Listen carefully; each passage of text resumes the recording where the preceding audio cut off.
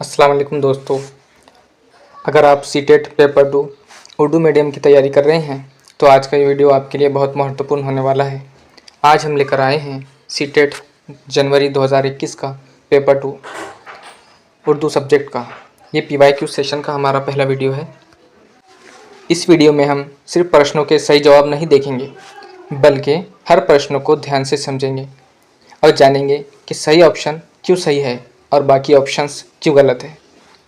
और सबसे ख़ास बात, हर क्वेश्चन को एग्ज़ाम पॉइंट ऑफ व्यू से समझेंगे ताकि आने वाले सीटेट की एग्ज़ाम में इसी तरह के प्रश्न दिखाई दे तो आप उन्हें आसानी से सॉल्व कर सकें।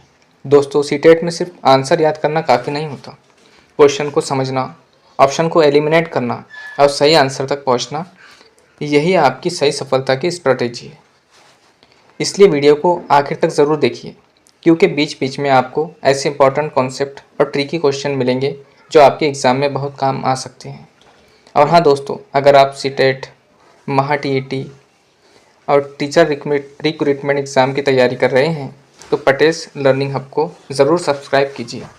तो चलिए बिना किसी देरी के शुरू करते हैं हमारा सीटेट जनवरी 2021 पेपर 2 उर्दू PYQ। जी हाँ, यहाँ से हमारी हिदायत शुरू होती है। नीचे दी हुई इबारत को पढ़िए और दिए गए मुतबादिल में से किसी एक मुनासिब तरीन मुतबादिल का इंतखाब कीजिए।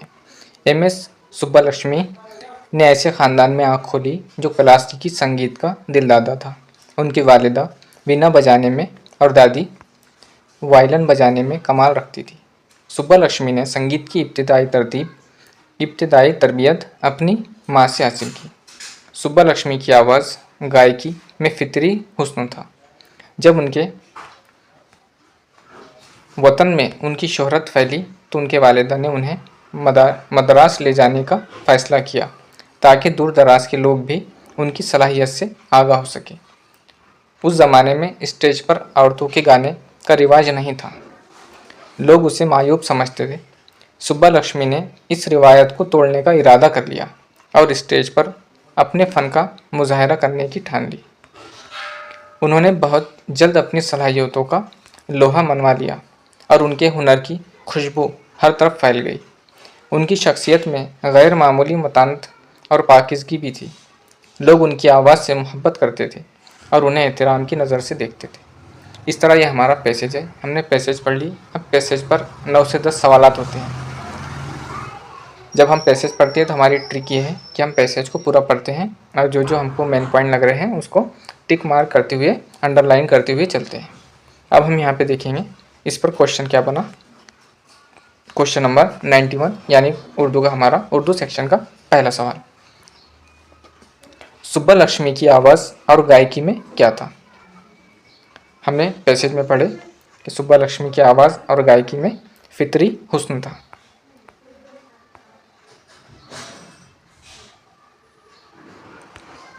सुब्बालक्ष्मी की आवाज़ और गायकी में फितरी हुस्न था। जब हम एग्ज़ाम में पैसेज पढ़ते चलेंगे तो साथ ही साथ हम इसको अंडरलाइन भी करते चलेंगे।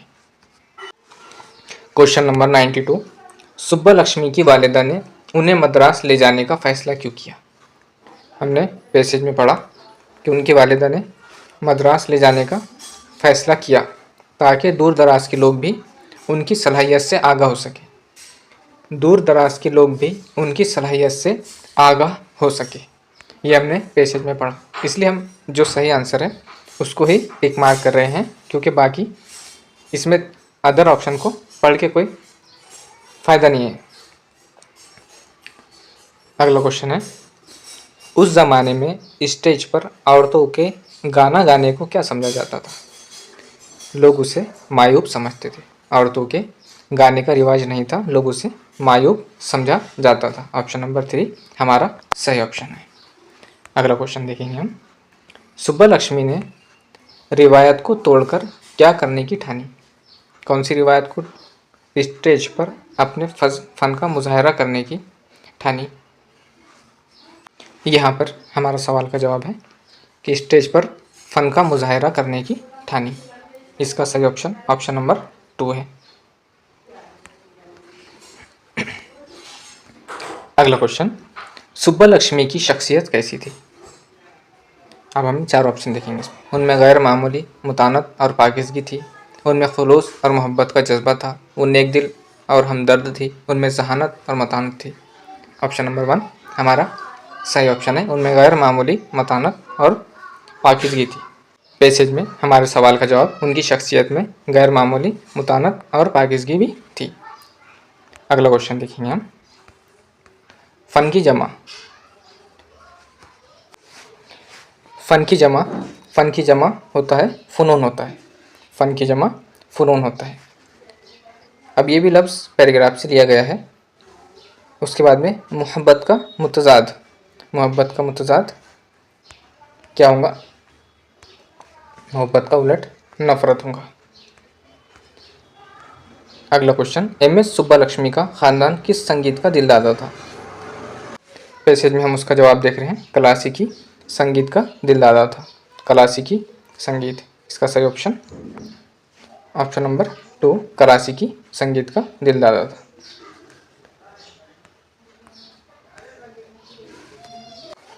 अगला क्वेश्चन देखेंगे हम। उन्होंने संगीत की इब्तिदाई तरबियत किससे हासिल की? हमने पैराग्राफ में पढ़ा कि अपनी माँ से हासिल की। हम देख लेते हैं पैराग्राफ में हमारा जवाब। सुब्बालक्ष्मी ने संगीत की इब्तिदाई तरबियत अपनी माँ से हासिल की। इस तरह हमने 5 मिनट में 9 क्वेश्चन को डिटेल्स में सॉल्व किया है। इस तरह की स्ट्रेटेजी आपको बनानी है कि हमको पहले पैराग्राफ पढ़ना है, उसके बाद में उसके क्वेश्चन देखना है और क्वेश्चन को फ़ौरन आंसर टिक मार्क करना है और उसके बाद में आपको उनका जो सर्कल है वो फिल करना है। अब हम यहाँ पे हमने पहले पैराग्राफ देखे, अब हम यहाँ से नज़म देख रहे हैं। नज़म में पहली हिदायत पढ़ेंगे, नीचे दिए हुए शेरी हिस्से को पढ़िए और दिए गए मुतबादिल में से किसी एक मुनासिब तरीन मुतबादिल का इंतखाब कीजिए। अब ये शेरी हिस्सा है, इसको पढ़ेंगे। लो आ गया आ ही गया बरसात का मौसम, फिर दिल को लुभाने लगा बरसात का मौसम। बागों में बहार आई हरे हो गए जंगल, पर्वत को लगे चूमने फिर दूधिया बादल।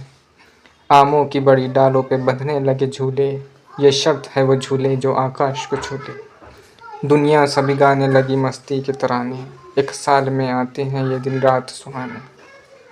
सूखे हुए जो खेत थे सैराब हुए हैं, मुरझाए हुए फूल भी शादाब हुए हैं, मुरझाए हुए फूल भी शादाब हुए हैं। इस तरह ये नज़म थी।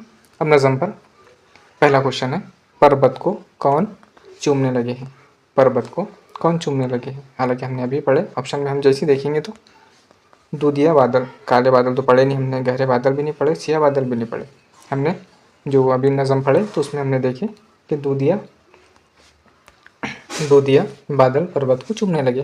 तो जिस तरह हम पहले नज़म पढ़ेंगे फिर नज़म पर सवालात को पढ़ेंगे। सवालात में हम बार अभी हम प्रैक्टिस कर रहे हैं, इसलिए हम दोबारा नज़म में जाके देख रहे हैं हमारा क्वेश्चन, फिर आंसर कंफर्म कर रहे हैं। लेकिन अगरचे हम एग्ज़ाम में हैं तो अपना टाइम बचाने के लिए आप लोग क्या करेंगे, फ़ौरन पहले नज़म पढ़ लेंगे ध्यान से और उसके बाद में क्वेश्चन पढ़ेंगे और जैसे ही क्वेश्चन पर हमें हमारा आंसर नज़र आता है फ़ौरन टिक करेंगे। शायर ने आमों की डालियों पर झूलने की क्या शर्त रखी? वो जो खूब तेज़ झूले, वो झूले जो आकाश को छूले, वो जो खूब देर तक झूले, वो जो लंबी लंबी। हमारा सही ऑप्शन नंबर 2 है, वो झूले जो आकाश को छूले। हमने यही पढ़े कि आमों का जो मिसरा है उसमें देख रहे हैं हम। इस तरह हमने देखे कि आमों की बड़ी डालों पर बंधने लगे झूले, ये शर्त है कि वो झूले जो आकाश को छूले।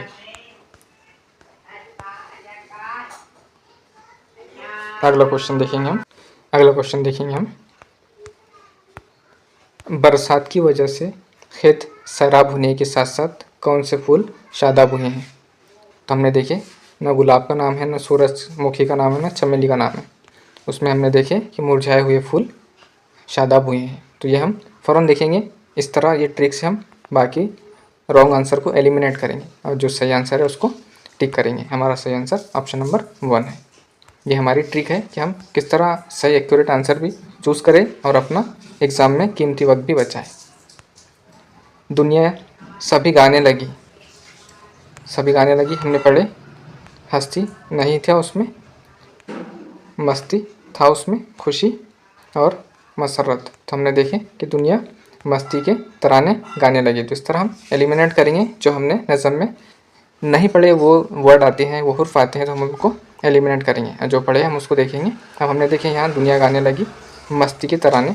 अब इसको हम कंफर्म करेंगे अपनी नज़म में। दुनिया सभी गाने लगी मस्ती के तराने। इस तरह हमने यहाँ पे अपना आंसर सही चूज़ किया और यहाँ पे उसको कंफर्म भी कर लिए अपने नज़म में देख के। अगला क्वेश्चन देखेंगे हम।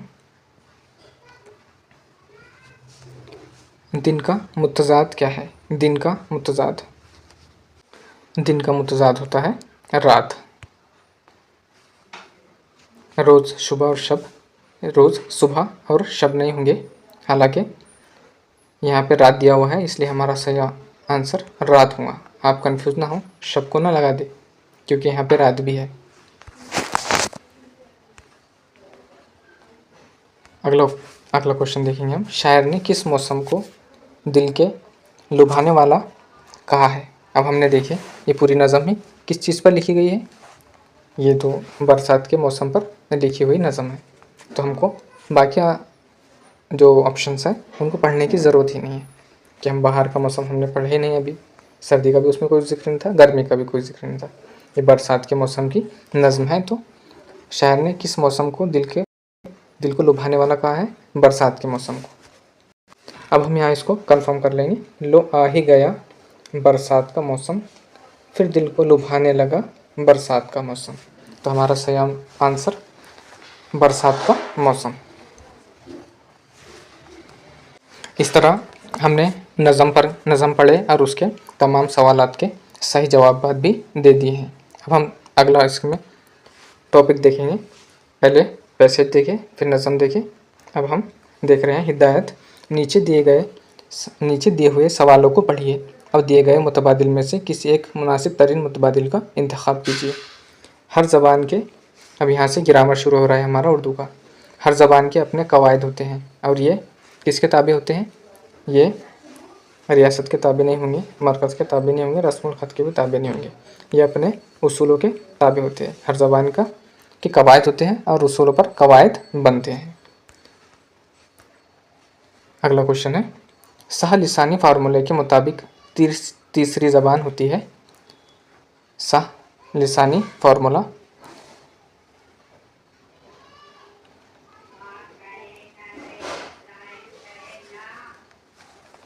ये जो है इसका सही आंसर हिंदी और गैर हिंदी बोलने वाली रियासतों के लिए अलहदा होती है। तीसरी ज़बान हिंदी और गैर हिंदी बोलने वाली रियासतों के लिए अलहदा होती है।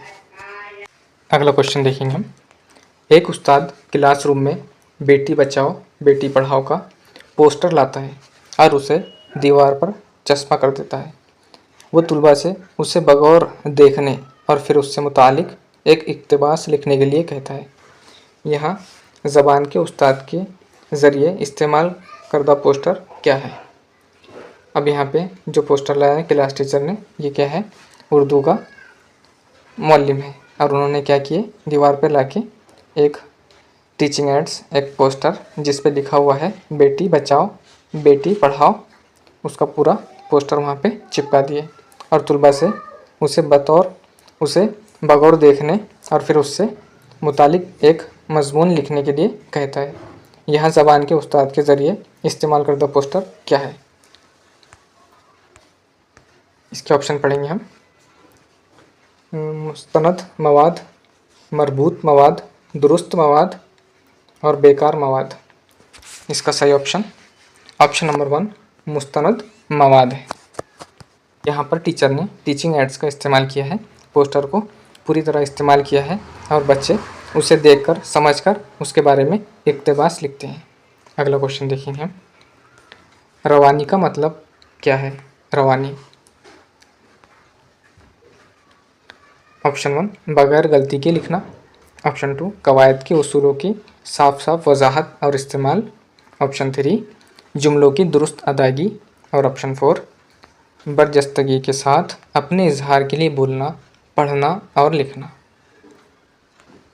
अब हम यहाँ इसको समझेंगे कि रवानी से, रवानी का मतलब है ऑप्शन नंबर 4 हमारा यहाँ पे करेक्ट आंसर होगा। बरजस्तगी के साथ अपने इजहार के लिए बोलना, पढ़ना और लिखना इसमें सभी शामिल है। अगला क्वेश्चन है, पढ़ने का नीचे से ऊपर अंदाज़े नज़र ज़ोर देता है। नीचे से ऊपर, शुरुआत से ऊपर तक पढ़ना शुरू कर रहे हैं हम तो किस तरह होगा। इसमें 5 ऑप्शन दिए गए हैं। यहाँ पे इसमें 5 ऑप्शंस दिए गए हैं। ऑप्शन ए है आवाज़, बी है हिज्जा, सी है जुमला, डी है लफ्ज़ और ई है हुर्फ। अब इनको नीचे से ऊपर चढ़ती तरतीब में ले जाना है हमको। इसका सही ऑप्शन ऑप्शन नंबर 3 है। सबसे पहले पढ़ने के लिए आवाज़ तो लगेंगी, आवाज़ के बाद हुर्फ की पहचान करेंगे। जब हुर्फ की पहचान हो गई तो उसका हिज्जा किया जाएगा। जब हिज्जा हो जाएगा तो उससे लफ्ज़ बनेगा। अब लफ्ज़ बनेगा तो लफ्ज़ों से जुमला बनेगा। इस तरह ये इसकी नीचे से ऊपर की तरतीब है, ऊपर चढ़ते जाएंगे नीचे से ऊपर। इसका दुरुस्त सही आंसर ऑप्शन नंबर 3 है। अगला क्वेश्चन देखेंगे हम, दर्जे झैल में से कौन ज़बान के इक़्तिबास के समाजी तामुल के नज़रियात पर मबनी है।